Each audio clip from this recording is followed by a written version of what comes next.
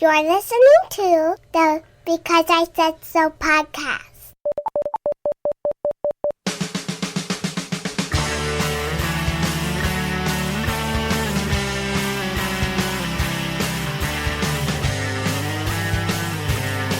Somebody close the door. The door's open. You close it. You know, we should not watch a political debate before we record. It's really not a good idea. I am not going to endorse anybody on this podcast. Neither of us are going to endorse anybody on this podcast. I don't care who you vote for. At this point, it's a dumpster fire hit by a turd tornado, and we're all going to get covered by crap. That's my thoughts on this particular presidential election cycle. Wait. I apologize. We're not going to name who we are sort of rooting for at all. It's just, so the debate's on while we're recording it. It's about 9:30 on a Sunday night, and I'm all hopped up on Diet Dr. Pepper and energy from watching various exchanges in that debate for the last 20 minutes while I rebooted my computer. We're not going to talk about either of them. I don't care. We're not going to talk about either of them. We're not going to talk politics. Welcome to the Because I Said So podcast. It's a father and son's podcast. I am Jeremy, your host. I'm the father in that equation. With me, as always, on my left is my 8-year-old boy. His name is... That's when I point at you and you say your name. His name is Jonas. My name is Silent. No. What happens is I'm talking and you're like, Dad, Dad, Dad, Dad. And then I point to you and you're like this. Something. I want to tell Like, you what something. the heck? Hold on. Didn't say all Also, right at the beginning of the episode. Yes, I did. And and behind me, next to Jonas, is my other son who is 14, almost 15. Josiah. His name is Josiah. And we're seeing Shin Godzilla this week. Yes, and we will discuss that. In the next podcast. We will discuss that later. But it's October. It's the month of Halloween. The scary month. It's almost as scary as I see that finger jamming in my son's mouth and then right back in the finger. Ew, Josiah, knock it off. Yeah, Anyway. definitely me. All right, tonight is October. All right, October is the month for Halloween. Not my favorite holiday. I don't like horror movies. I'm not a fan of any of the scary stuff, and particularly the culture of scaring and frightening things and all this other stuff. However, I wanted to do something that kind of tied into Halloween. So what I did was I looked at a classic horror movie with the boys, Abbott and Costello Meet Frankenstein. That was not a horror movie. It was a horror movie for the time. In fact, I just listened to like 2 minutes on the commentary of the film, and the guy said Lon Chaney, the gentleman who played the Wolfman in that film and in other films, he said that horror films were great until they became comedies, and what happened with Abbott and Costello Meet Frankenstein, it killed the horror movie of the time, of the era. It made them comedies. So, Yeah. I guess you can get that. But what did you guys think? When I ask a question, It's not my favorite, but... It was funny. It was funny. I loved it. I was laughing more than you guys were. It's not my I was favorite. laughing at more points tonight than when we were first watching. Yeah, we had to watch it in shifts because we watched it really late on Friday and Jonas fell asleep. So we stopped it and we came back tonight and finished it. It was pretty good. I never had seen it before. I'd only heard about it. I think there's another Abbott and Costello movie where they meet the mummy, which is like a sequel almost, and I don't know if there's other monsters in it. In fact, I had no idea Dracula and the Wolfman were in this movie with Frankenstein, right? And, spoiler alert, there's a big cliffhanger ending at the end. I'm the Invisible Man. The Invisible Man shows up in the boat. Come on, they wrote a book about that by H.G. Well, Wells. you know, the original horror monsters, Frankenstein, Dracula, and the Invisible Man especially, were all based on books. Frankenstein by Mary Shelley. Bram Stoker wrote Dracula. And H.G. Wells wrote The Invisible Man. Which I recently got it out from the library. And then it sat on our mantle. It sat on our mantle for a we while, never watched and I it. never Or, was well, you able never to read it. read it because I was doing school. Yeah, I know. School takes precedence over learning, over reading fun stuff. But if you do your school, you can do more fun stuff. That's usually how it works.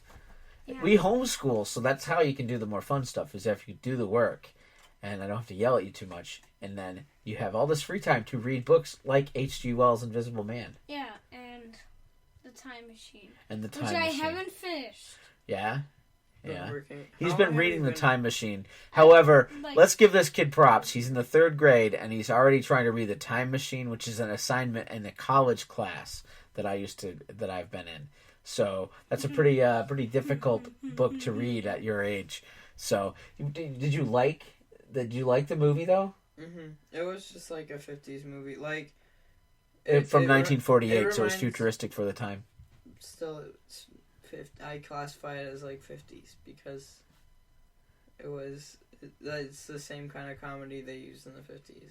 Also in the 40s and the late 1930s with vaudeville, but okay, vaudevillian comedy like the Three Stooges. It reminded me of like Vault Boy and Fallout, like because those shorts are always like trying to be funny, Yeah. but like, and they have that stuff that's like humor, but in like original The goofy movies. humor. Yeah. What was your favorite part, Jonas? Do you have a favorite part? Were you paying attention at all when we watched the film? No, because Sort of. we were cleaning. I found You were picking up the living room there at was the time. one thing. My favorite scene was the part when they went to the place and gave them the coffin and then the Frankenstein. Oh yeah, when they delivered it, Yeah. and he was reading the paper, and Frankenstein. He saw Frankenstein and said, "Cover him up," and all. I don't know. I loved the quick wit, the banter between the two characters, between Abbott and Costello, who obviously had been working together for years prior to that, and worked together. They even had their own TV show back in the 50s, when TV was first in its infancy.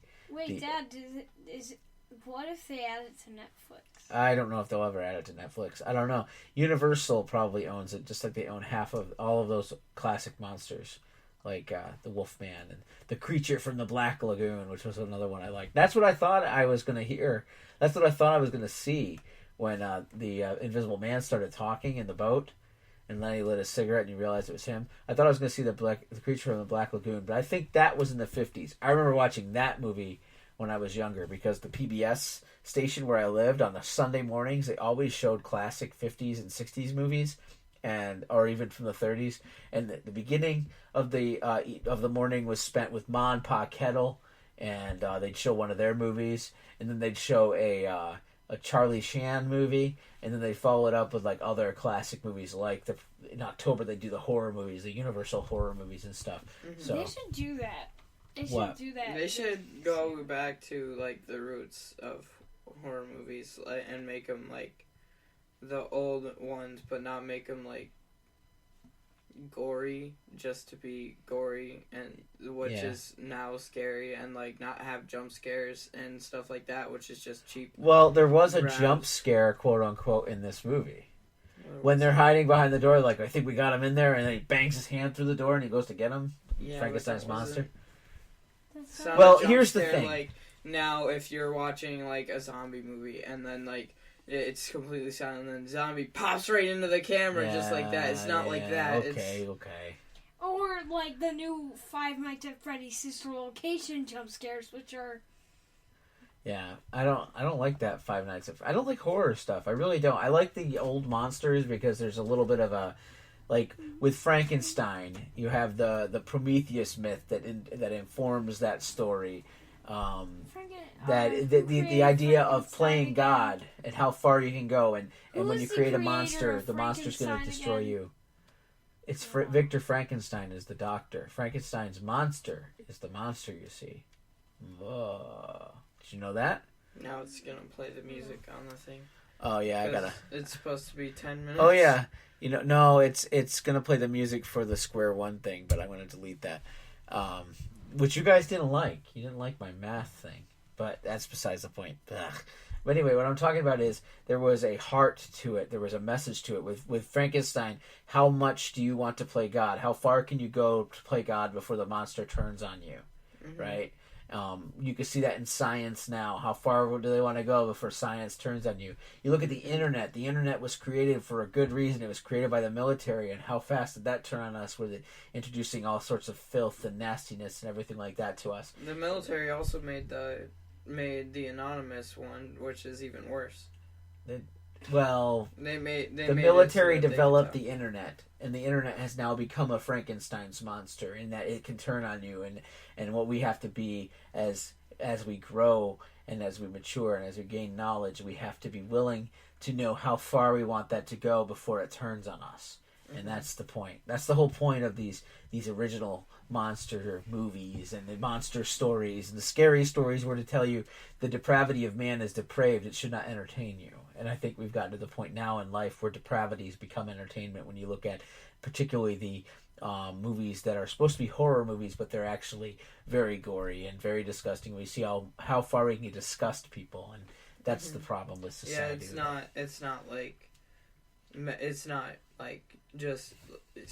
like I'm trying to think of like a good a game that's like scary, but like that's not super gross. I mean, Dead Space has gross parts in it, but it's like the kind of horror where it's like psychological and it's not like gross. It's not trying to gross you out every second. It's not trying. It does have jump scares and it does have like aliens getting shot and stuff like that. But like, and it's kind of gory in that part. But like, it's more of a psychological thing because you're in space and you're alone on a spaceship. And that can transform into multiple different movies like Alien and stuff like that. They're all like you're alone on a spaceship with this creature, and you don't know when it's gonna show up. And they actually made a game for Alien. It's called Alien Isolation. I've heard of it. Well, I wanted to do two things tonight. First one was to talk about Abbott and Costello Meet Frankenstein. The next thing I wanted to do is we started talking about this in this today. You were singing this song. Actually, no, wait. Let's go back. Who is your favorite band right now? 21 Pilots and One Bad Pig. Well, 21 Pilots is who we're going to stick with. 21 Pilots, right? And 21 Pilots actually wrote a song that was featured as the theme song, I guess, to the movie Suicide Squad, which is a comic book movie. And Josiah and I have seen the film. Not that good. Definitely not something I want to rewatch again. But Suicide Squad, the premise of it is what, Josiah? That it's bad guys trying to be good guys. All right. So that's a very good bullet-pointed way of describing Suicide Squad. It's a group of villains that are brought together to do something good. We're not going to dwell with that. So the theme song for this was sung by 21 Pilots, who apparently the both members or one member is a Christian. Oh, I think both of them. All right, so both of them. It might be one of them. But all right, but it definitely influences their music. At minimum, 50% of the people in the band are born again Christians.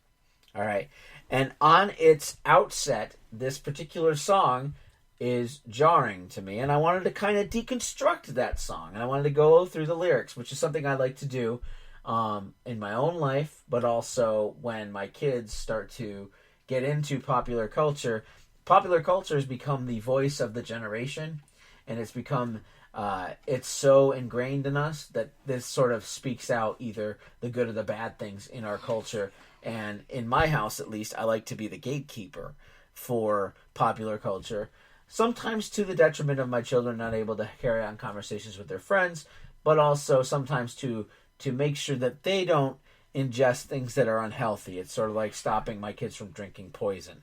And so my kids have been going to their sitter's house for a number of years. The sitter's kids are all into this band, the 21 Pilots.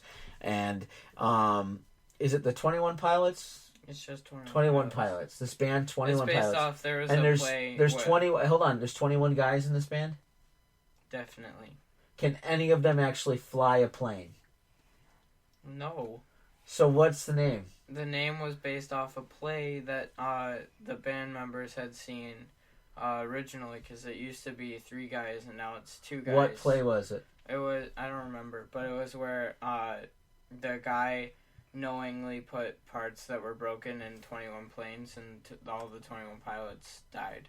Okay, so I guess we'll have to deconstruct their name another time.